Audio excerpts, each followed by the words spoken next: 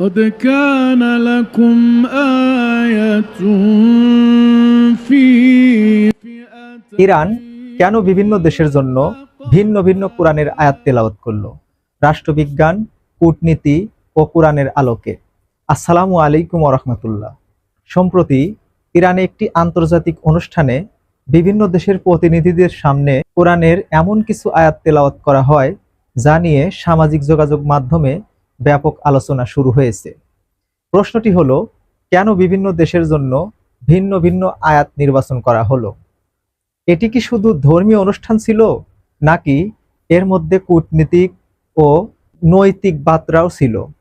চলুন রাষ্ট্রবিজ্ঞান ও কোরআনের আলোকে বিষয়টি বুঝে দেখি।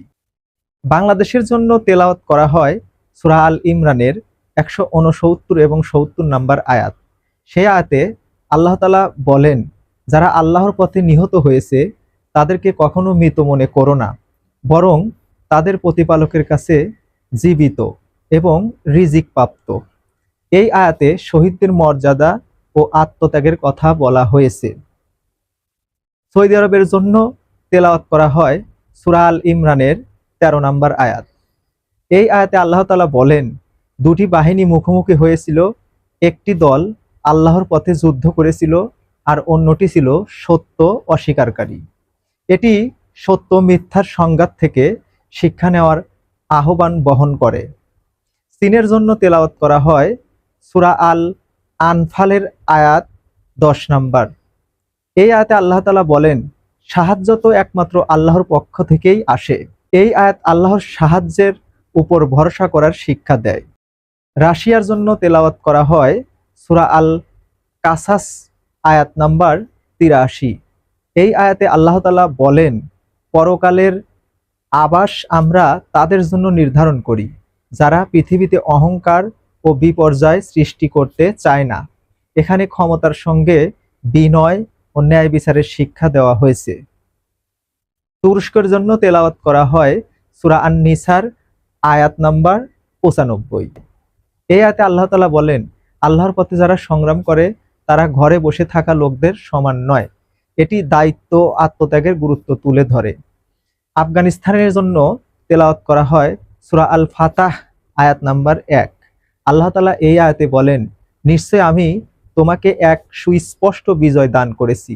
এটি ধৈর্য, সংগ্রাম এবং আল্লাহর সাহায্যের বার্তা বহন করে।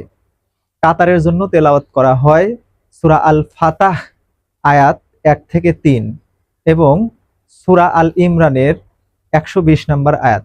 এখানে বিজয়, ক্ষমা এবং আল্লাহর সাহায্যের কথা উল্লেখ করা হয়েছে। এখন রাষ্ট্রবিজ্ঞানের আলোকে বিষয়টি দেখি। আন্তর্জাতিক সম্পর্কে শুধু সামরিক বা অর্থনৈতিক শক্তি নয়, ধর্মীয়, সাংস্কৃতিক, প্রতীক ও কূটনীতির একটি অংশ। একে বলা হয় সফট পাওয়ার ডিপ্লোমাসি, অর্থাৎ একটি রাষ্ট্রে তার মূল্য, সংস্কৃতি, বিশ্বাসের মাধ্যমে আন্তর্জাতিক অঙ্গনে একটি নৈতিক বার্তা দেওয়ার চেষ্টা করে। এই ঘটনাটিও অনেক বিশ্লেষকের মতে সেই ধরনের প্রতীকী কূটনীতির একটি উদাহরণ। তবে আমাদের মনে রাখতে হবে, কোরআনের প্রতিটি আয়াত সর্বকালের জন্য মানবজাতির শিক্ষা। কোনো নির্দিষ্ট আয়াতকে একটি দেশের জন্য চূড়ান্ত রায় হিসেবে দেখা উচিত নয়, বরং সেই আয়াত থেকে শিক্ষা গ্রহণ করাই মূল উদ্দেশ্য।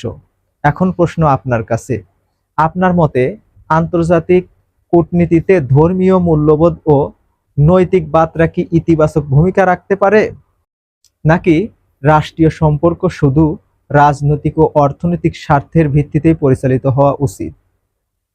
মন্তব্যে আপনার মতামত জানান। ভিডিওটি ভালো লাগলে লাইক, কমেন্ট এবং শেয়ার করতে ভুলবেন না। আল্লাহ হাফেজ।